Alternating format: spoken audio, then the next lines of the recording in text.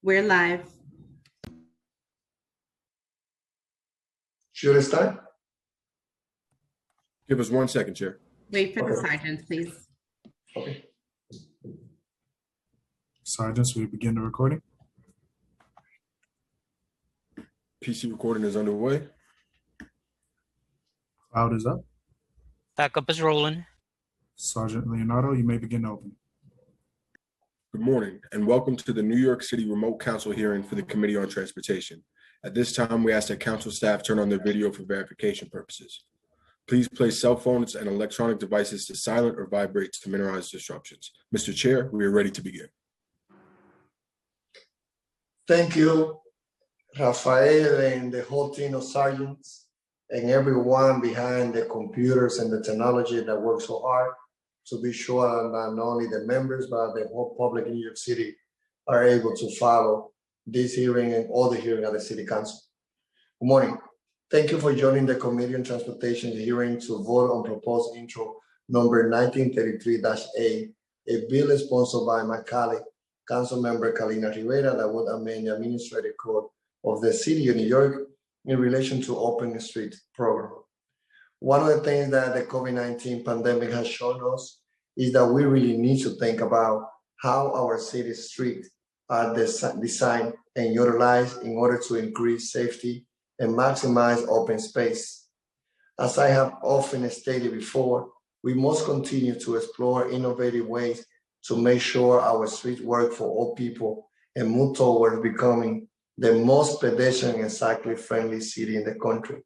Unfortunately, I couldn't hold my car-free day this year or last year, but we've been closing the street from Times Square to Union Square. My dream is that one day we close Broadway from Yonkers all the way downtown in a car-free day, and that it become the normal thing that we should do, dedicating more space from the street to pedestrians and cyclists. The Open Street program is not only innovative and groundbreaking, but I believe that it also plays a role in improving our physical and mental health during the pandemic. That's very important, especially in underserved community, that most of them were dealing with asthma, obesity before COVID. And because of those costs, most of the number of individuals who died in New York City, they were our Black, Asian, Latino, or poor white who didn't have the resources as a wealthy one. The program has given New Yorkers additional space to safely enjoy the outdoors in the midst of one of the worst pandemics we have ever faced. We must continue to do everything in our power to improve the Open Street program and expand it across our city, especially in community of colors that historically have not received adequate investments in park and open space. And this cannot be a rhetoric. This has to be a strong commitment. That's what we need my colleague, white progressive, who live in the wealthy in the middle class community, to be our partner, to really bring the resources that we need to continue expanding open space, especially in underserved community. Proposed intro number 1933-A seeks to build on what we have started with Open Street and make it better. The bill will require DOT to operate a permanent open street program with a street managed by DOT or community organizations. It will also require the city to provide a staff on resources to at least 20 open street in area where community groups want open street but lack capacity to run them, and will require DOT to survey community partners and evaluate open street and on an annual basis to determine whether to apply further permanent design changes such as conversion to a shared street or pedestrian plaza. In the past, we had commitment from Times Square Plaza, from Disney, and all those big players around 42nd Street that they were ready to adopt all the plaza or the area in the underserved community. This is the time to expand those partnerships to our underserved community in the city of New York. I'm very proud to be a co-sponsor of this important bill and happy that we are voting it out or committee today. Councilmember Rivera is here. We're now turning over to her as a bill's prime sponsor. Councilmember Kalina Rivera, it's your turn now. Thank you so much, Chair Rodriguez, for permitting me to speak briefly on my bill, Intro 1933A, and for all of your leadership on all issues, transportation and open space. I have learned so much from you, Udanis, and I'm just so proud to call you a colleague. I want to encourage all my colleagues on this committee to vote yes on this very sensible legislation that provides more flexibility for open streets going forward and ensures that there will be effective community outreach and buy-in from all stakeholders in these neighborhoods. I think we can all acknowledge the important role that open streets played at the height of the pandemic, when we were desperate for more space for socially distanced recreation and rest, both mentally and physically. Today, though, it's clear that some important changes we need to make to the program, and we have the legislation to do just that. Some of the changes, very briefly, ensuring open streets have real city staffing and resources, by ensuring open streets be more flexible in the actual way they use the road, by ensuring that DOT prioritizes its resources in under-resourced neighborhoods, with community applicant mentorship and real outreach efforts so that communities actually have a stake in which streets are appropriate to open in their neighborhoods. And this legislation also is an important priority for Speaker Johnson, and it will require the Department of Transportation, who we plan to hold accountable and to make sure listens to us. It requires that DOT annually evaluate and select open streets for permanent upgrades that could range from conversions into a shared street or pedestrian plaza, to bollards, to even a raised street grade, which would enable that to be flush with the sidewalk. So these conversations are totally ongoing. We want it to be community-led. And these conversions would satisfy benchmarks established in Speaker Johnson's Streets Master Plan. And that allows for a more effective community-led transition to a truly pedestrian-friendly city. So open streets have given us the chance to rethink what is possible for our streets, and we've been able to do so in record time. We can't lose this momentum, particularly when we have the opportunity to do so with a program that is led first and foremost by our communities. We need to pass this bill today. I thank you all for your consideration of this legislation, and I do hope to have your support today. Thank you. Thank you, Mr. Chair. Thank you, Kalina, and it is also my honor to be working with you and have you as my friend. We know that we stand here not only with a title council member, but as grassroots organizers, people that like you and I know that Carlos and others who stand in the shoulders, so many men and women that in the Black and Latino community especially, they die, they fought, they dedicate their life, and the least thing that we can do is to continue fighting and work to make New York City better and a place of equal opportunity to the children of the underserved community and those children who live in area of the wealthy zip code in the city. And I want to, before calling on the vote, I also want to thank Mayor de Blasio. It is more easy. It's not easy to be a mayor, especially when you are not someone that comes from a wealthy family, a working class or middle class mayor who go to City Hall and have to be dealing with so many challenges, so many interests, to focus on the negative piece. But I gotta say also that I gotta give a lot of credit and thanks to Mayor de Blasio and the whole team, Emma Ward, Paul Ochoa, Jeremy, and everyone that is working the other side for being working with Speaker Corey Johnson, Jason Goldman, and anyone that made this big project possible. And I gotta also, I will be inviting my colleagues, especially Kalina and the rest of the members of this committee, for the moment when I'm gonna be inviting Speaker Corey Johnson, Brooklyn Borough President Eric Adams, the administration to come as we will be doing the ribbon cutting of the permanent plaza that was already approved 2 weeks ago, Quisqueya Plaza in Dyckman between Broadway and Seaman. That started as an open street restaurant, and thanks God and the support of Mayor de Blasio, Speaker Corey Johnson, he already been approved as a permanent plaza in Washington High, one of the zip code 100,034 that most people die in Manhattan because of COVID, and anyone can die, but most people who die, they were dealing with respiratory issue, with asthma and obesity, and this is how we show our responsibility for the present and future generation.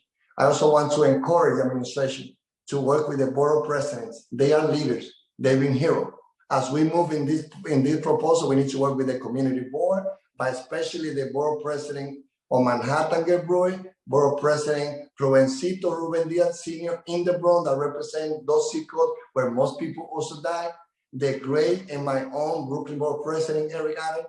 I want to be sure again that City Hall will be working with all those leaders. Are going to be expanding this great proposal led by, again, our friend and colleague, Council Member Rivera. I would now ask, and before that, en español, muchas gracias a Kalina Rivera, una líder nuestra aquí en la ciudad de Nueva York, al alcalde Bill de Blasio, al speaker Corey Johnson, a los líderes de la ciudad, como son los presidentes del condado de Manhattan, Gil Brewer, Rubén Díaz Sr., también en el Bronx, como también tenemos a Donovan Richard en Queens, como tenemos a Aldo en Staten Island, y que también tenemos a quien para mí es un gran líder en este momento y en el futuro, nuestro líder, el presidente del condado de Brooklyn, Eric Adams. Hoy estamos votando un proyecto de ley que va a expandir los programas de la calle, va a expandir la plaza, le va a dar más espacio para que todos los neoyorquinos, especialmente los más pobres, la clase trabajadora, que es la que paga más impuestos y ve menos dinero reinvirtiéndose en esos lugares, que tengan más espacio para que ellos puedan caminar, tener programas de arte, de cultura, y también saber que las calles son de todos, no es solamente de los que tenemos carro. With that, let me now, give me 1 second if you don't mind. I will now ask the committee clerk to conduct a roll call vote on the proposed bill, and I strongly recommend that my colleagues vote yes on this important piece of legislation. Morning, William Martin, Committee Clerk, roll call vote, Committee on Transportation, proposed introduction 1933A, Chair Rodriguez. Dedicated to the members of Transportation Alternative, Family for Safe Streets, I vote aye. Thank you. Cabrera. Koo. Mr. Chair, can I explain my vote? Of course. Thank you. I support the Open Streets program. I think we need to give New Yorkers every possible advantage against the coronavirus. We need to maximize every inch of square footage available to us, and we should continue to be vigilant against the virus. When coronavirus shut down the city, the Open Streets program made perfect sense. It turned our streets into fun jobs and offer a rare reprieve from isolation in urban areas. It turned areas that were off limits into spaces where all are welcome. There's no reason why this should not continue now that we are in recovery. So I support the bill, but I must impress that not every street is suitable for this purpose. The city needs to remain cognizant of competing interests, and especially of traffic congestion, sanitation, noise, and fire hazards. Rerouting traffic on tight city streets can also do more harm than good for local businesses. So I urge the DOT to carefully listen the concerns of the communities where open streets are planned. We need to monitor, analyze, and troubleshoot what works and what doesn't, so that open streets don't become detrimental to those who are mostly affected by them. Thank you. Thank you.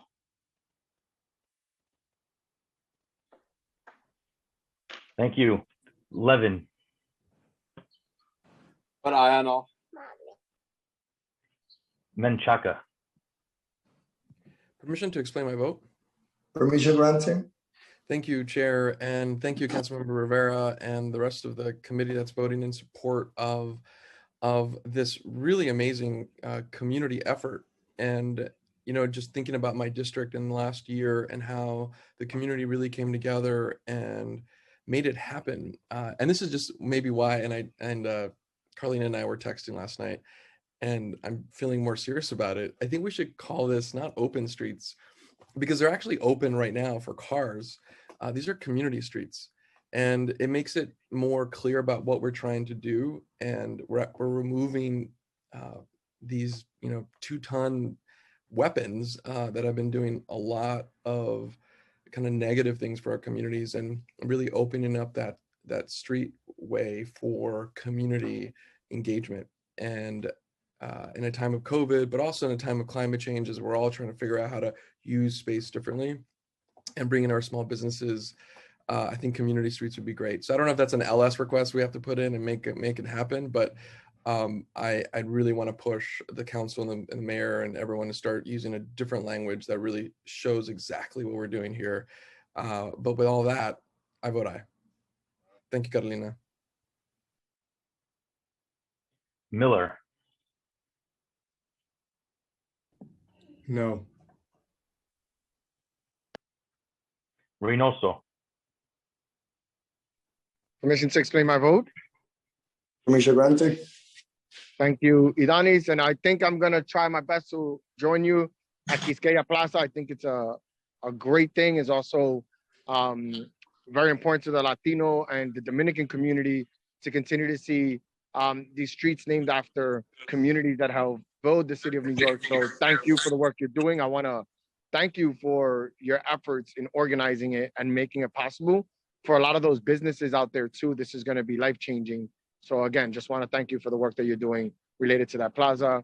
I just want to also say that Carlina Rivera doing the open streets, the fact that I did the outdoor dining, just recognizing the work that's being done by minority members to really expand these open space opportunities, and that a lot of people think that these endeavors or initiatives are mostly done by white elected officials, and they're not. We have a public plaza in Manhattan that's going to move forward with Chair Rodriguez. Again, the open streets being permanent and the work that we did to make the outdoor dining permanent.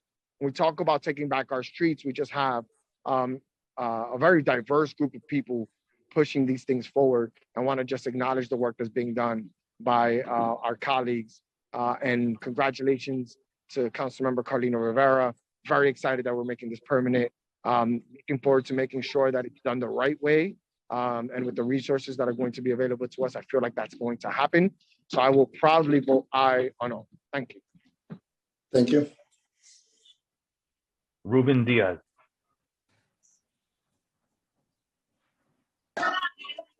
Aye. thank you. Holden, Councilmember Holden, Aye. Brooks Powers, I'd like permission to explain my vote. Commissioner Grante, Thank you. First, I'd like to say thank you to Councilmember Rivera for your leadership around this important bill.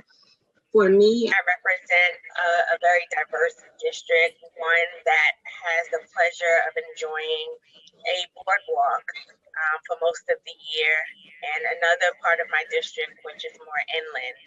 And so having opportunities where community have more access to space is always something that I am supportive of, the members of my community are supportive of. I would like to just echo that I have shared publicly in terms of wanting to ensure that the Department of Transportation works closely with communities that they would look and seek to have open streets come to. That is extremely important. We don't find that dynamic often enough in communities of color. Oftentimes we see the projects come to our community and no real effort being put in part by that agency in a real way. And so I would love to see more open streets in the parts of my district that make sense, where the community would like to see it, but I would also like to work and strengthen the relationship and the communication with the Department of Transportation, and I can't really underscore that enough. But I will vote aye on this. So thank you again, Councilmember Rivera.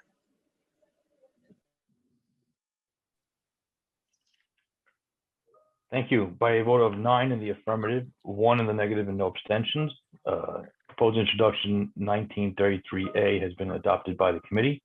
And Mr. Chair, I believe we are waiting for one more member.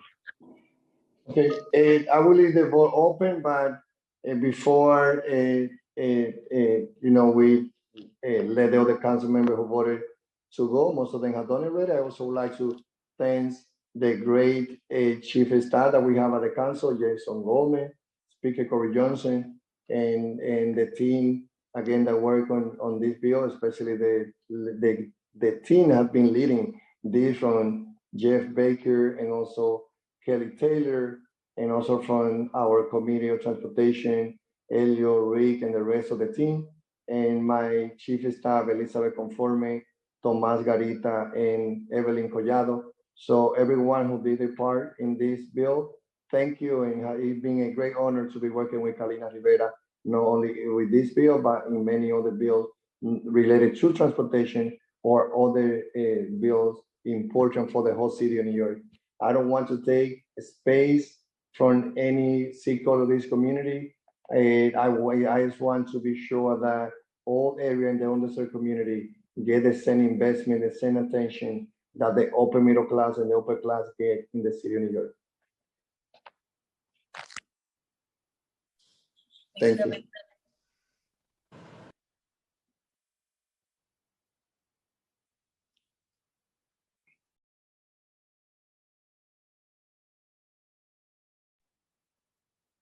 Will you close the hearing then?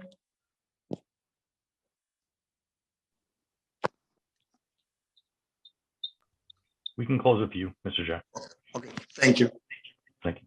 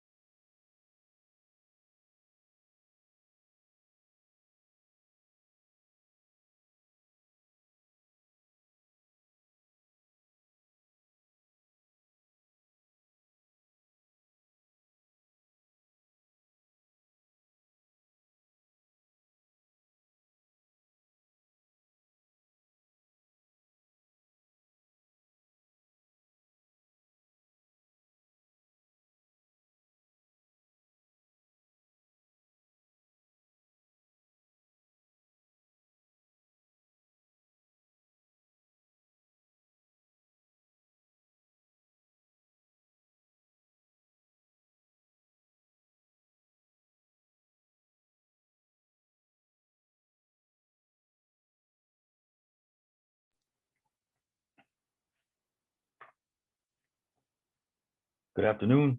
Final vote, Committee on Transportation on proposed introduction 1933A is 9 in the affirmative, 1 in the negative, and no abstentions.